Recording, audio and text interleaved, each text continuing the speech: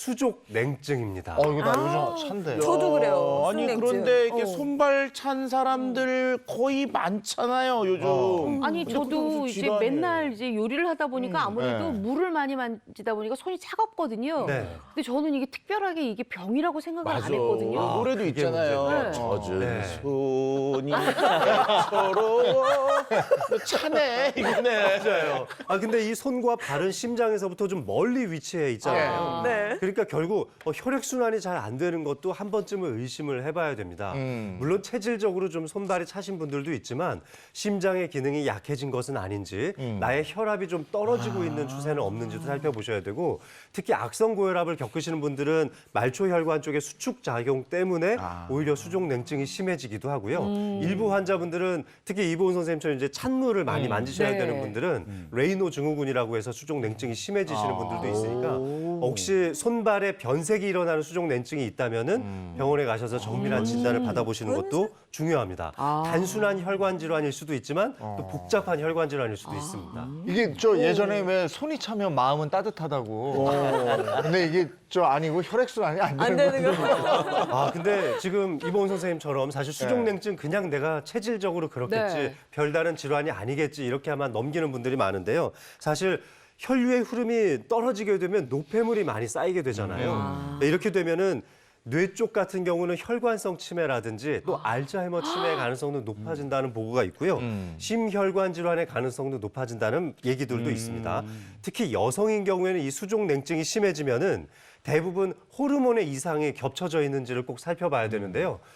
특히 폐경기, 갱년기쯤을 겪을 때 호르몬의 변화가 나타나면서 혈액순환에 장애가 생기고 수족 냉증이 심해지는 경우가 있는데 대표적으로는 생리불순 때문에 혈액량이 부족해지면서 이런 사태를 겪기도 합니다.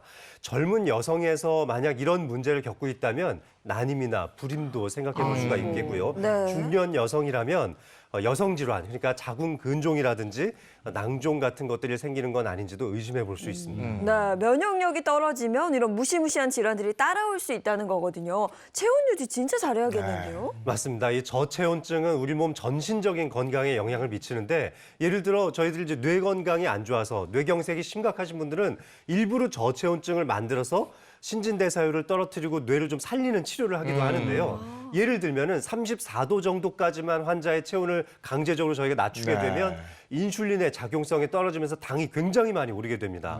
뿐만 아니라 콜레스테롤도 올라가서 그런 치료를 병행하기도 하는데 그냥 나의 체온이 저절로 그렇게 떨어지시는 분들도 있어요. 이런 경우에 당뇨와 고지혈증의 위험성이 높아질 수 있고 조금 더 극단적으로 체온이 떨어지는 경우는 심부의 체온이 약 28도까지 떨어지면은 부정맥이 생기면서 심장이 멈출 수 있습니다. 네. 불연사의 가능성도 생길 수 있는 거죠. 그래서 겨울철에 술 한 잔 드시고 네. 밖에서 주무시다가 돌아가시는 분들이 맞아요. 있잖아요. 이게 심부 체온이 약 28도까지 떨어지면 이런 일을 겪는 겁니다. 예. 아이고.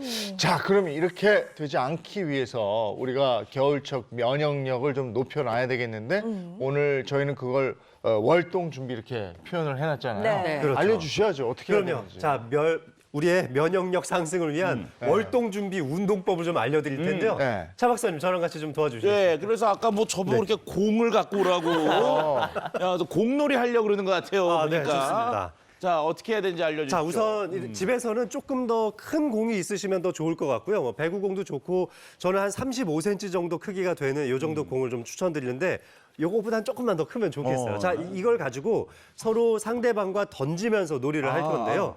자, 제가 던져드리면은 옆으로 트위스트를 하면서 받아주시면 되겠습니다. 그래서 제가 오른편에서 차 박사님의 오른쪽으로 던져드릴 테니까 예. 받아주세요. 자, 한번 해볼까요? 쭉!